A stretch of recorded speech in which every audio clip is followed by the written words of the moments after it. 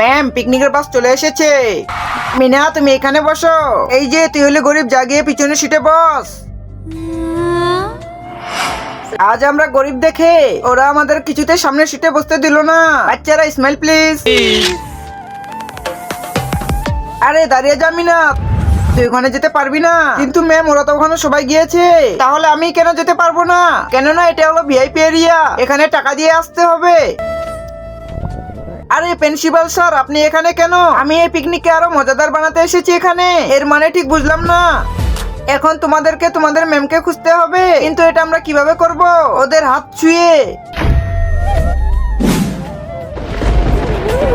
এই গরিব ম্যাম বড়লোক ম্যামকে জিতে দিচ্ছে কেন?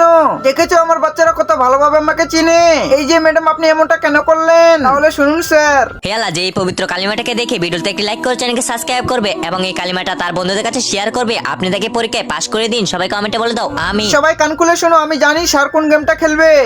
আর তোমরা যদি আমার হাতটা না চিনতে পারো, তাহলে তোমাদের সবকটাকে এবার পরীক্ষায় ফেল করিয়ে দেবো। এটাই হলো আসল ঘটনা স্যার। আমি চাইছিলাম না ওরা পরীক্ষায় ফেল করুক।